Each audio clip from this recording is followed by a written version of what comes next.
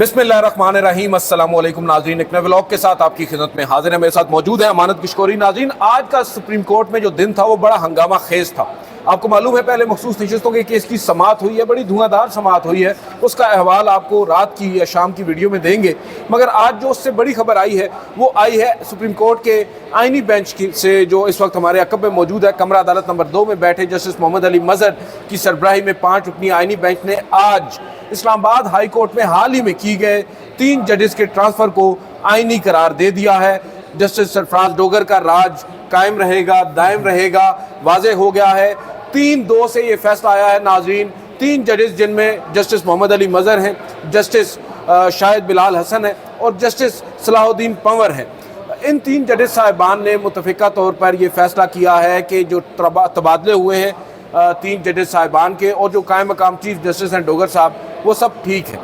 जो 5 जजेस की दरख्वास्त है उसको उन्होंने निपटा दिया है। ताहम दूसरी जानिब इख्तिलाफी नोट है जो इस वक्त मेरे हाथ में है, बड़ा ही तबाहकुन नोट है नाज़रीन। जस्टिस नईम अख्तर अफगान और जस्टिस शकील अहमद जिन्होंने इख्तिलाफ किया है। गो के 2 रोज़ कबल तक नाज़रीन ये कहा जा रहा था, या मैं कहूँ कि ईद से पहले तक ये कहा जा रहा था कि फैसला 3-2 से ही आएगा, मगर वो 3-2 जो हैं वो थोड़ी सी तरतीब बदल जाती। वो शायद सलाहुद्दीन पंवर साहब इस तरफ आ जाते और ये मेजॉरिटी फैसला हो जाता जो इस वक्त हमारे हाथ में इख्तिलाफी नोट है। बहरहाल वो अंदाजे हैं, वो तुक्के हैं। हो सकता है जैसे सलाहुद्दीन पंवर साहब को जो हुकूमती वकला हैं, अटॉर्नी जनरल हैं, जो एडवोकेट जनरल पंजाब आखिर में आए, उनके दलाइल ने उन्हें आप कह सकते हैं कन्विंस कर लिया हो और उन्होंने अपनी राय तब्दील कर ली हो। क्योंकि बहुत सारी बातें हो रही हैं, हम उस तरफ नहीं जाएंगे। हमने देखना है जो हमारे सामने फैक्ट्स हैं, जो हमारे सामने फैसला है, उसके ऊपर हम बात करेंगे।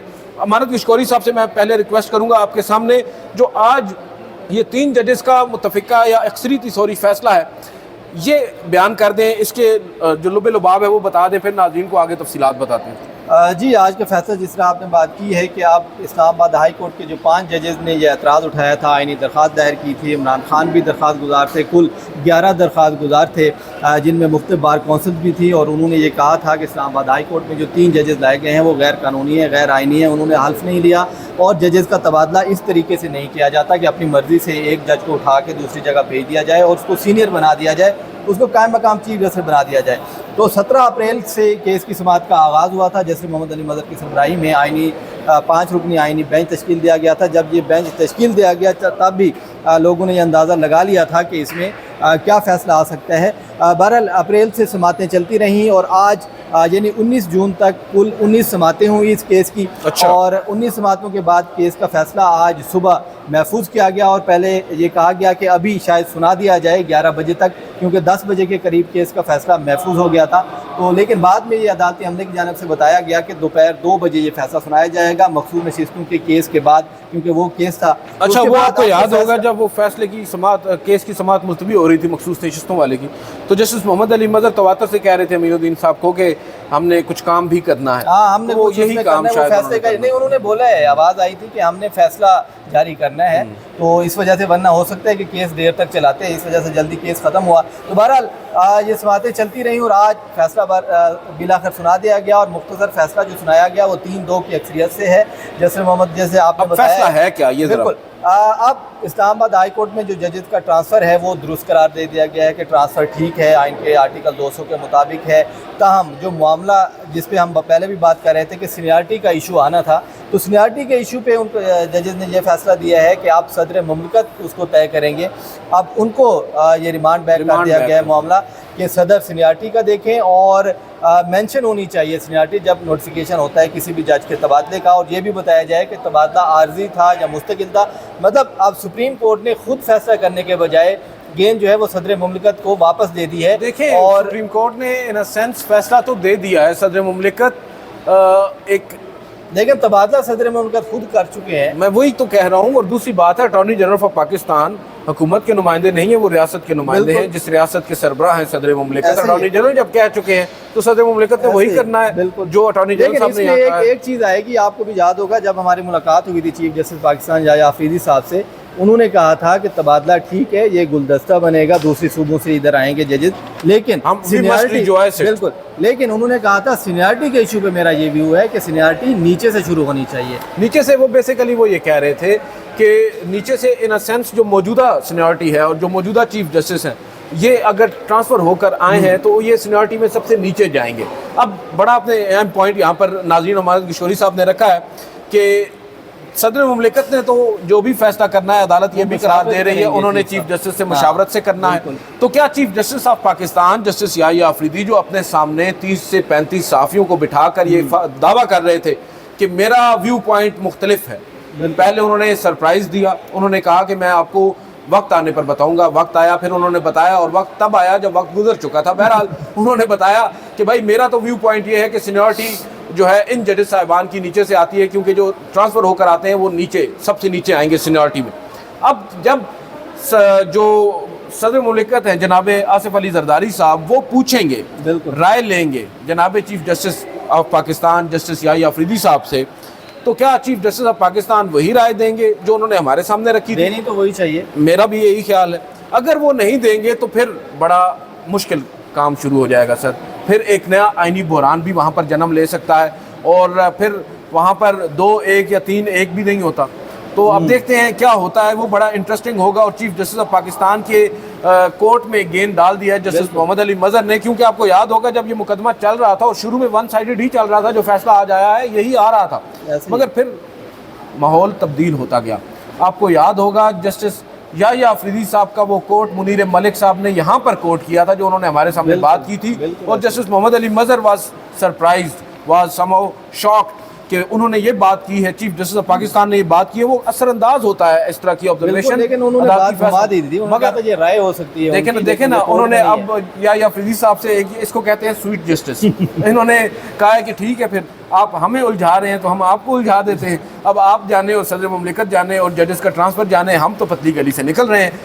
لیکن دوسری جانب امانت کشکوری صاحب آپ کے ہاتھ میں ایک خطرناک یہ دیکھیں یہ سر اختلافی نوٹ ہے اور اس نوٹ میں ایک شعر بھی ہے، اور یہ شعر جو ہے نا میں نے تقریباً 5 سال پہلے یہ شعر میں نے بھی لکھا تھا.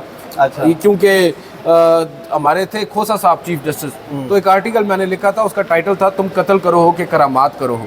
تو وہ میں نے اسی شعر سے لیا تھا، یہ سطر لی تھی. تو آج جناب نعیم اختر افغان صاحب نے اس اختلافی نوٹ میں وہ لکھا ہے. سب سے پہلے تو نوٹ میں ہے کیا وہ آپ پڑھ دیں؟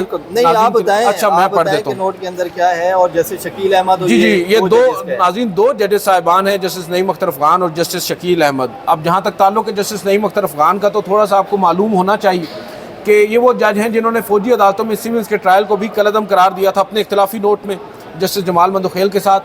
مگر پھر یہ وہی جج ہیں جنہوں نے جسٹس امین الدین خان کے اس فیصلے پر بھی دستخط کر رکھے ہیں جنہوں نے مخصوص نشستیں پاکستان تحریک انصاف یا سنی اتحاد کونسل کو نہ دینے کا فیصلہ کیا تھا، اور پسوڑی آج بھی پڑی ہوئی ہے. بالکل اور اس فیصلے کے اوپر 8 ججز صاحبان نے پھر ان کو کافی تلخ باتیں بالکل اپنی وضاحتیں جاری کی تھی. لیکن جسٹس نعیم اختر افغان اب ہم دیکھ رہے ہیں بالخصوص جسٹس قاضی فائز عیسیٰ صاحب کی ریٹائرمنٹ کے بعد ان کا رجحان تھوڑا سا تبدیل ہوتا جا رہا ہے.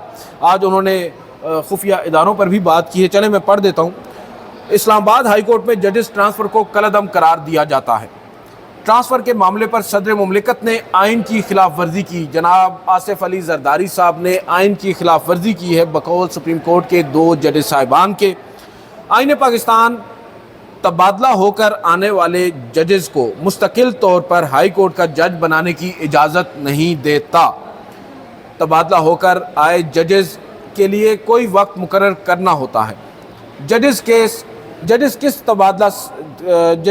تبادلہ جلد بازی میں کیا گیا اور وجوہات بھی نہیں دی گئی. ادھر آپ کو یہ بھی بتاتے چلیں کہ جب کیس کی سماعت تھی تو انہوں نے یہی والا پوائنٹ اٹھایا اور وجہ یہ بتائی کہ اسلام آباد ہائی کورٹ میں آپ جج کا ٹرانسفر کر ہی نہیں سکتے ہو، کیونکہ اسلام آباد ہائی کورٹ کا جو ایکٹ ہے، جو قانون ہے جس کے مطابق وہ چلتی ہے، جیسے سپریم کورٹ کے رولز ہے، تو اس ایکٹ کے مطابق جج کی نئی تقرری تو ہو سکتی ہے، ٹرانسفر ہو ہی نہیں سکتا. تو اس بنیاد پر انہوں نے یہ بات کی کہ آپ عارضی جج لگا ہی نہیں سکتے ہو یہاں. بالکل وہ یہ کہتے ہیں کہ اسلام آباد ہائی کورٹ میں یہ بڑی اہم اور بڑی خطرناک لائن ہے، ججز تبادلہ بدنیتی پر مبنی ہے. میلافائڈی انٹینشن ناظرین، یہ وہ میلافائڈی انٹینشن ہے جس کی باغ دوڑ، جس کی بازگشت ہم نے سنی جناب قاضی فائز عیسیٰ صاحب کے ریفرنس میں، جب 5 ججز صاحبان پہلے تین تھے، انہوں نے یہ قرار دے دیا کہ یہ بدنیتی پر مبنی ہے۔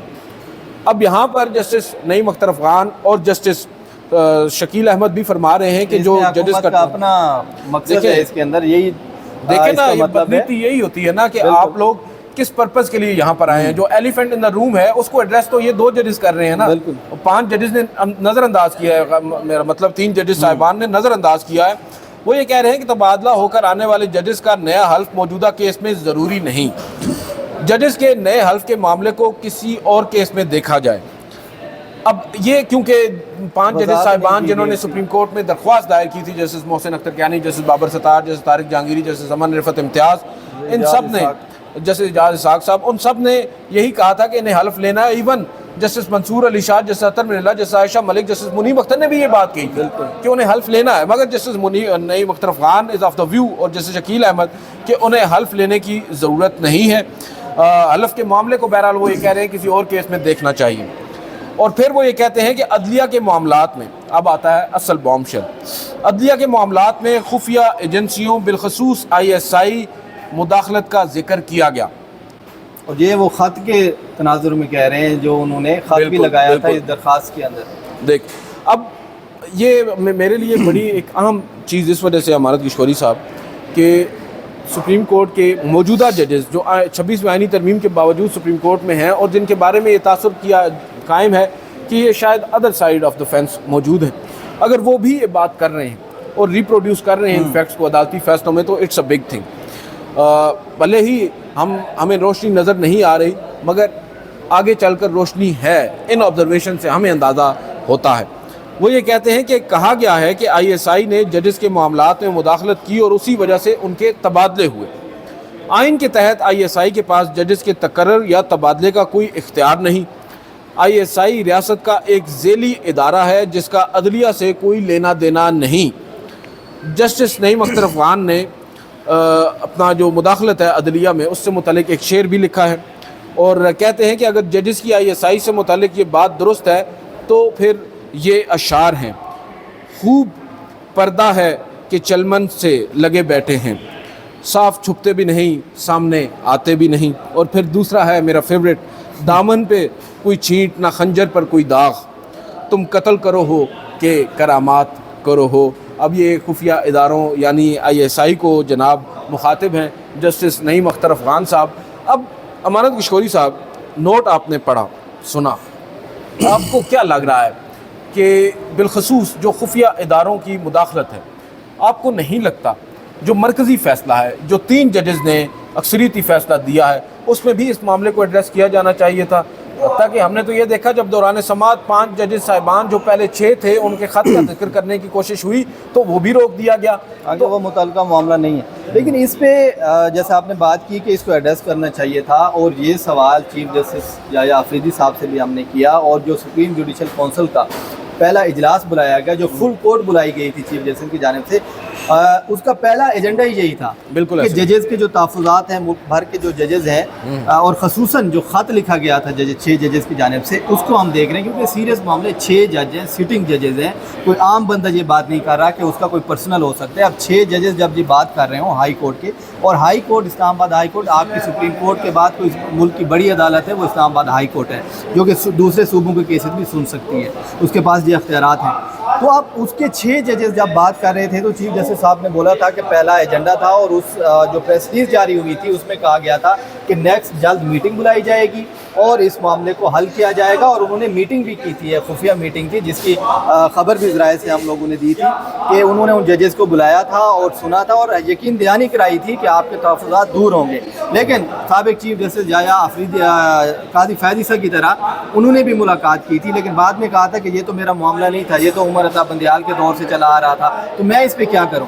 تو اس کو ایڈریس ہونا اسی کیس میں کرنا چاہیے تھا، اور حامد خان نے بار بار یہ بات کی، وہ سینئر وکیل ہیں، ایک ان کا PTI کے رہنما بعد میں ہے، پہلے وہ بہت بڑے قانوندان ہیں، تو وہ بار بار یہ بات کر رہے تھے کہ کیونکہ عدلیہ کی آزادی جڑی ہوئی تھی اس کیس کے ساتھ، تو آپ پہلے اس خط کو دیکھیں، اس کو سامنے رکھیں، لیکن بولنے ہی نہیں دیا جا رہا تھا۔ جیسے آپ بات کر رہے تھے جیسے محمد علی مظہر کہتے ہیں نہیں وہ تو معاملہ الگ ہے, وہ ہمارے سامنے کیس ہی نہیں ہے, تو آپ دیکھ سکتے ہیں اس چیز کو.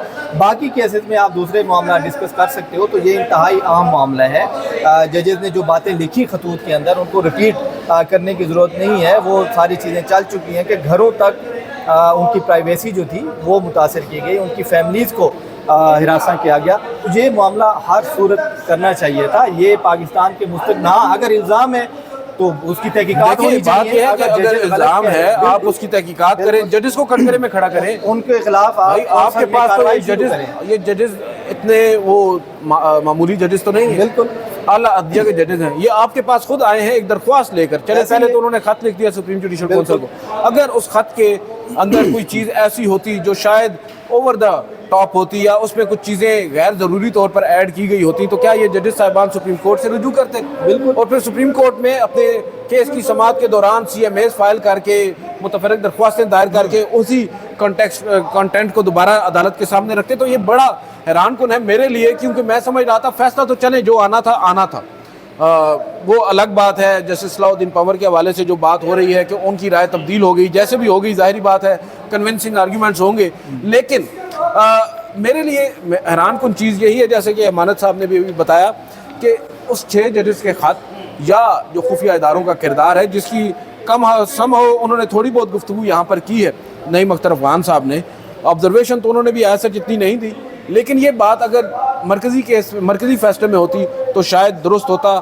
اب وہ فیصلہ ہی اس وجہ سے آیا ہے کیونکہ آئندہ یہ باتیں ہونی نہیں ہیں, اور جو کچھ ہونا تھا وہ 26ویں آئینی ترمیم میں ہو چکا ہے, اور اب باقی پھر 27ویں میں دیکھا جائے گا. بہرحال میرا خیال ہے ویڈیو کنکلوڈ کرتے ہیں. ہمارا صاحب بہت بہت شکریہ آپ کا. ناظرین, یہ تھی آج کے اس فیصلے کا احوال. اس کی تفصیلات آپ کو پھر نیکسٹ ولاگ میں دیں گے, اور پھر مخصوص نشستوں کے بارے میں بھی آپ کو کچھ انکشافات بتائیں گے. اجازت دیجیے, اللہ حافظ.